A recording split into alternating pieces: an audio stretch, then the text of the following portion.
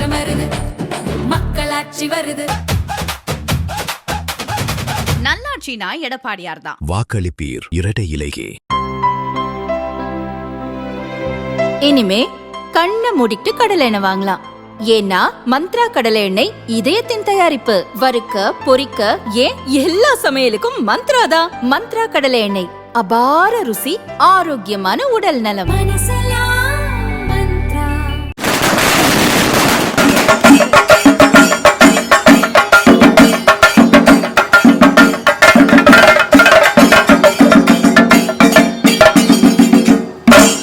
நீங்கள் உங்கள் பொன்னான வாக்குகளை வீணாக்காமல் உங்கள் சகோதரி விஜயதரணிக்கு தாமரை சின்னத்தில் அளித்து என்னை வெற்றி பெற செய்யும் பட்சத்தில் நம் விளவங்கோடு தொகுதியின் வளர்ச்சி பணிகள் தொடரும்.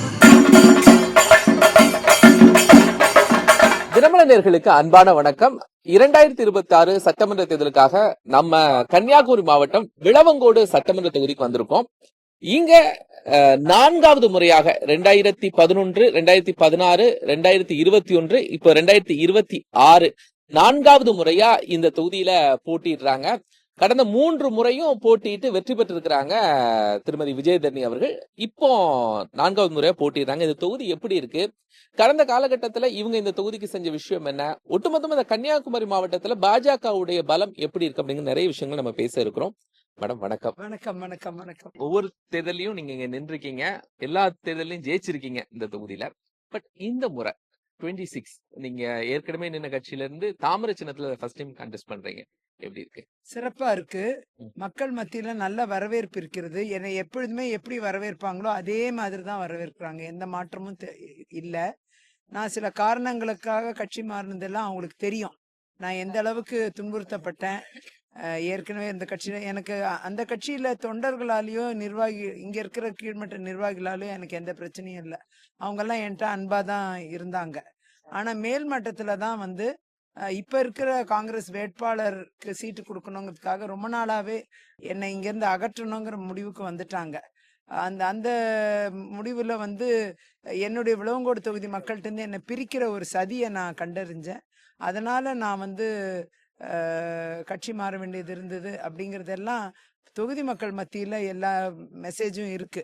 ஆகையால அவங்களுக்கு நல்லா தெரியும். ஆனாலும் மீண்டும் நான் பிரதமர் அவர்கள் என்னை கேட்ட பொழுது இந்த எனக்காக என்ன செய்யணும்னு கேட்டப்ப என்னோட விளவங்கோடு தொகுதி மட்டும் நான் கண்டெஸ்ட் பண்ணணும், என்னுடைய மக்களோடு என்னை இணைத்து வையுங்கள் அப்படின்னு நான் கோரிக்கை வைத்தது அவர் நினைவில் வைத்து கட்சியும் அதை ஞாபகத்தில் வச்சு என்னை வந்து வேட்பாளர் ஆக்கியிருக்காங்க. ஆகையால எனக்கு மீண்டும் ஒரு வாய்ப்பு, என்னுடைய மக்களோடு பயணிக்கிறதுக்கு எனக்கு ஒரு வாய்ப்பு கிடைச்சிருக்கு. அது வேட்பாளர்லேருந்து அவங்க என்னை சட்டமன்ற உறுப்பினராக தேர்ந்தெடுக்கும் பட்சத்தில் அந்த வாய்ப்பு உறுதி செய்யப்படும். அந்த நம்பிக்கை இருக்கிறது. ஆகையால் மக்கள் மத்தியில் நான் செய்த வளர்ச்சி பணிகள் நிறைய மத்திய மாநில அரசிடமிருந்து எதிர்கட்சி அரசில் இருந்தும் கூட நிறைய நிதிகளை பெற்று பெரிய பெரிய திட்டங்கள் நிறைய கொண்டு சேர்த்தேன் தொகுதியில். அது திக்குறிச்சி வள்ளக்கடவு பயணம் பாலம் 10 கோடி ரூபாயா இருக்கட்டும், அது மார்த்தாண்டம் சந்தை 23 கோடியில் சந்தையாக இருக்கட்டும், 23 கோடியில் குழித்துறை உயர்மட்ட டேங்குகள், வழங்கு குழாய்கள் 40 வருஷம் பழுதான வழங்கு குழாய்கள் இவைகளெல்லாம் கொண்டு வந்தது. அதே மாதிரி அம்ருத் திட்டங்கள் எல்லா பேரூராட்சிகளுக்கும், மெஜாரிட்டி பேரூராட்சிகளுக்கு இந்த அம்ருத் குடிநீர், சுத்தமான குடிநீர் வழங்கும் திட்டம், இந்த மாதிரி எல்லாம் கொண்டு சேர்த்திருக்கிறேன். அது மாதிரி நிறைய திட்டங்கள் இன்னைக்கு களியக்காவளை சந்தை 8.25 கோடி ரூபாய், அதே போல் களியக்காவளை மீன் சந்தை, காய்கறி சந்தை 3 கோடியில், இது மாதிரி நிறைய நிதிகள், டூரிஸ்ட் ஃபண்டாக இருக்கட்டும், இன்னும் மத்திய மாநில நிதிக்குழு அதுலேருந்து பெறக்கூடிய நிதிகளாக இருக்கட்டும், அதே மாதிரி மத்திய மானிய நிதி இருக்கு, அந்த நிதிகள், மேற்கு தொடர்ச்சி மலை நிதிகள், அந்த மாதிரி பல்வேறு நிதிகளை எல்லாம் திரட்டி அதெல்லாம் என் தொகுதிக்கு கொண்டு சேர்த்தேன். சிஆர்எஃப் கூட கொண்டு வந்திருக்கேன். அந்த மாதிரி எல்லாம் சாலைகள், அனைத்து சாலைகளும் 3 முறை என்னுடைய காலகட்டத்தில் போடப்பட்டது.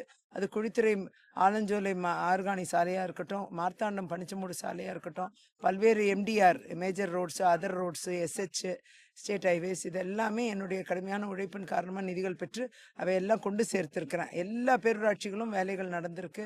நிறைய எம்எல்ஏ ஃபண்ட் மூலமாக நிறைய திட்டங்களை நிறைவேற்றினேன். அது மாதிரி வளர்ச்சி பாதையில் இந்த தொகுதியை எடுத்து சென்றிருக்கிறேன். பிரச்சனைகளுக்கு உடனுக்குடன் தீர்வு காண்ற இடத்துலையும் இந்த தனியார் காடுகள் சட்டத்தில் 4A சட்ட திருத்தம் கொண்டு வரதுக்கு காரணமாக இருந்தேன். அதனால வனக்குழு அமைச்சு அனுமதி வழங்குற லெவலில் கொண்டு வந்துட்டோம். இப்போ அதை மேற்கொண்டு பட்டா நிலங்களுக்கெல்லாம் விலக்கு அளிக்கணும்னு சொல்லி கேட்டுக்கிட்டு இருக்கேன். அதுக்கும் போராடணும்னு நான் நினைக்கிறேன். உங்களை எதிர்த்து நிக்கக்கூடிய காங்கிரஸ் கேண்டிடேட் வெளி மாநிலத்துல இருந்து போட்டிடுறாங்க அப்படிங்கிற பரப்புரைய விட்டுருக்கீங்களா மேடம்? ஆமாம், அது உண்மையாகவே வெளி மாநிலத்தில் இருந்தேன். அந்த மாநிலத்தில் டயசிஸோட செக்ரட்டரியாக இருக்காருன்னா அந்த மாநிலத்தை சார்ந்தவர் தானே, இதுதானே அதை பார்க்கணும். அப்படி அந்த மாநிலத்தில் நிறைய கேரள மாநிலத்தோட டயசிஸோட செக்ரட்டரி அப்படிங்கிற ஒரு பதவி இப்பயும் இருக்கு அவருக்கு. அந்த அளவில் வெளி மாநிலத்தை சார்ந்தவர் தானே. இந்த மாநிலத்தில் இருக்கவங்க அந்த மாநிலத்தில் டயசிஸ் செக்ரட்டரியாக இருக்க முடியாது இல்லையா. ஆனால் இப்போ இருக்கிறதுனால அந்த வெறும் ஓட்டர் ஐடியும் ஆதாரையும் மாற்றிட்டு வந்துட்டு அவங்க வந்து இந்த மாநிலத்தை சார்ந்தவர் மாதிரி காண்பித்து இங்கே கண்டெஸ்ட் பண்ணுறதுக்கு முயற்சி பண்ணுறாங்க. நிறைய குற்ற பின்னணிகள் கொண்டவர். அதுவும் குற்ற பின்னணினா ஏதோ போராட்டம் நடத்தி உள்ள கேசஸ் கிடையாது.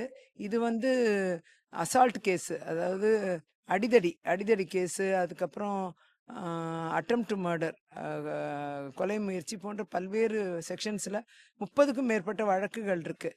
இந்த வழக்குகளில் கன்விக்ஷன் ஆகிறதுக்கும் வாய்ப்பு இருக்குது. அப்படி கன்விக்ஷன் ஆகும் பட்சத்தில் தகுதி நீக்கம் வர்றதுக்கான வாய்ப்பு இருக்குது. இவருக்கு அளிக்கக்கூடிய வாக்குகள் எல்லாமே வீணாகி போய்விடும். அந்த மாதிரி மக்கள் வந்து வீணடிக்கக்கூடாது வாக்குகளை. காங்கிரஸ் கட்சி தான் ஒரு தவறான ஒரு கேண்டிடேட்டை விட்டுருக்காங்க.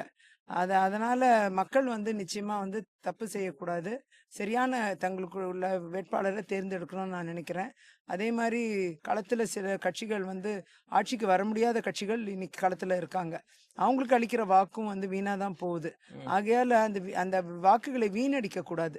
வீணடிக்காமல் அவர்கள் தங்கள் வளர்ச்சிக்காகவும் தங்களுக்காக சட்டமன்றத்தில் குரல் கொடுக்கும் நபர் யார் என்பதை அவர்கள் தொடர்ந்து போராடக்கூடிய தன்மை கொண்டவர், தங்களுக்காக வாழ்ந்து கொண்டிருப்பவர் என்ற அடிப்படையில் மக்கள் பணியில் இத்தனை ஆண்டு காலம் மக்களோடு பயணித்து இன்று விளவங்கோடு மக்களை விட்டு பிரிய மனம் இல்லாமல் மீண்டும் அந்த சீட்டை கேட்டு பெற்று நான் வந்து விளவங்கோடு தொகுதிக்கு வந்திருக்கேன். அப்படி இருக்கும் பொழுது மக்கள் வந்து இதையெல்லாம் எடை போட்டு பார்க்கிறார்கள்.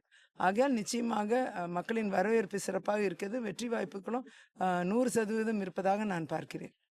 இந்த மாவட்டத்துல மட்டும் பாஜக அதிக தொகுதிகள்ல 4 தொகுதியில போட்டியிடுது. இன்னும் சொல்ல போனா தாமரைப்பூ அப்படின்னு பாத்தீங்கன்னா 6 தொகுதியில 5 தொகுதியில போட்டியிடுது. எதனால அவ்வளவு ஒரு இன்ஃபுளுன்ஸ் பிஜேபிக்கு? இல்லை, இங்க வந்து தேசிய கட்சிகள் கோலோச்சக்கூடிய இடம்தான் கன்னியாகுமரி மாவட்டம். அப்படி பார்க்க போனால் பாஜக தேசிய கட்சியாக இன்றைக்கு நல்ல வளர்ந்த கட்சியாக இருந்து கொண்டிருக்கிறது கன்னியாகுமரி மாவட்டத்தில். ஆகையால் அதிகமான சீட்டுகளில் இன்னைக்கு போட்டியிடக்கூடிய ஒரு தன்மை அதனால் ஏற்பட்டிருக்கு. நிச்சயமாக ஒரு பெரிய மாற்றம் என்பது கன்னியாகுமரி மாவட்டத்தில் இருக்குங்கிறது எங்கள் நம்பிக்கை. விளவங்கோடுக்கு என்னெல்லாம் தேவை இருக்கு மேடம்? மேக்சிமமா பெரிய ப்ராஜெக்ட்ஸ்னா என்ன தேவை இருக்கு? இல்லை, நமக்கு ஒரு ரப்பர் பூங்கா வந்தால் நல்லா இருக்கும்னு நான் நினைக்கிறேன். அது பெரிய அளவில் ரப்பர் தொழிலுக்கு ஊக்கமாக இருக்கும்.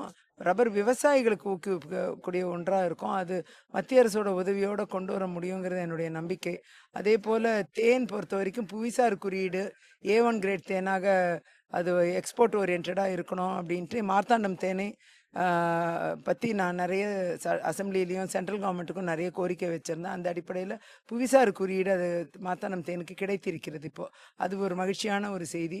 அது மட்டும் கிடையாது, இந்த A1 கிரேடாக இதை தேனை எக்ஸ்போர்ட் பண்ண முடிஞ்ச இடத்துல இன்றைக்கி தேன் உற்பத்திங்கிறது எங்களுக்கு கொள்ளளவு வந்து 3 லட்சம் டன்னாக தான் இருக்குது. அது எங்களுடைய கூட்டுறவு கொள்ளளவு வந்து 6 லட்சம் டன்னாக மாற்றணும், டபுள் ஆக்கணும்னு சொல்லி அந்த கோரிக்கைகள் நிறைவேறுவதற்கு நிச்சயமாக பாடுபடுவேன். இன்னும் சாலைகள்லாம் நிறைய உடஞ்சிருக்கு. இப்போ எல்லா சாலைகளும் எல்லாம் 3 முறை போடப்பட்ட சாலைகள் கடந்த 2 ஆண்டுகளில் எல்லாமே உடஞ்சி சுக்குநூறு ஆயிருக்கு. ஸோ இந்த சாலைகள் எல்லாமே போட்டு முடிக்க வேண்டும். அந்த அளவில் வந்து சாலைகளை மேம்படுத்துவது, இன்னும் சில இடங்களில் வந்து அம்ருத் திட்டம் வந்து 1-2 பஞ்சாயத்துகளில் கொண்டு வர முடியாமல் இட வசதி இல்லாமல் இருக்குது. அந்த திட்டங்கள்லாம் நிறைவேற்றணும். அது மாதிரி இந்த தனியார் காடுகள் சட்டப்பிரிவை வந்து முழுமையாக பட்டா நிலங்களை விலக்கு அளிக்கணும் அப்படிங்கிற அந்த வாக்குறுதி நிறைவேற்றுவதற்கு நான் முயற்சி எடுப்பேன். அப்படி பல்வேறு ஒரு ஒரு சூழியல் பாதுகாப்பு 0 கிலோமீட்டர் நிர்ணயிக்கணும்னு சொல்லி இப்போ தற்காலிகமாக அது நிறுத்தி வச்சிருக்காங்க. அது முழுமையாக 0 கிலோமீட்டர் நிர்ணயிக்கிறதுக்கான நடவடிக்கை மேற்கொள்ளப்படும். இது மாதிரி நிறைய வாக்குறுதிகள், நிறைய ஒவ்வொரு பகுதி ரீதியான கோரிக்கைகள் நிறைய இருந்த வண்ணம் இருக்கிறது. அதையெல்லாம் நிறைவேற்றுவதற்கு நிச்சயமாக நான் வந்து உழைக்கணுங்கிறது என்னுடைய பார்வை. எனக்கு மக்கள் பணி ஆற்றுவது எனக்கு சந்தோஷமாக இருக்கிற விஷயம், மகிழ்ச்சியான ஒரு விஷயம். ஆகையால் தொடர்ந்து மக்களுடைய தேவைகளை பூர்த்தி செய்கிற இடத்துல நிச்சயமாக என்னுடைய பணிகள் இருக்குங்கிறது உறுதியாக என்னால் சொல்ல முடியும். சார் மேடம், இந்த தொகுதியை தாண்டி ஒரு கொஸ்டின் மேடம். பார்லிமெண்ட்ல டீலிமிட்டேஷன் வருது, பெண்கள் இடஒதுக்கீடு மசோதா வருது இன் எலெக்ஷன். ஸோ இது ஒரு வகையில தமிழ்நாடு புறக்கணிக்கப்படுது அப்படின்னு இங்க ஒரு ப்ரொபகண்டா இருக்குதுல்ல, அதை எப்படி பாக்குறீங்க? இல்ல, அதாவது இன்னைக்கு திமுகவும் அந்த கூட்டணி கட்சிகளும் வேண்டுமென்றே திசை திருப்பிக்கிறார்கள். டீலிமிட்டேஷன் பொறுத்த வரைக்கும் எந்த பிரச்சனையும் இல்லை. அதுல இங்க சீட்டுகள் அதிகம் தான் ஆக போகுது தமிழ்நாட்டுக்கு. நம்மளுடைய ஷேர் கூட தான் போகுது, குறைய போறது இல்லை. ஆகையால் இந்த விஷயத்தை தவறா பரப்புரை செய்யறாங்க. பெண்களுக்கு எதிரான ஒரு பரப்புரையை தான் திமுக காங்கிரஸ் கூட்டணிகள் செய்கின்றன.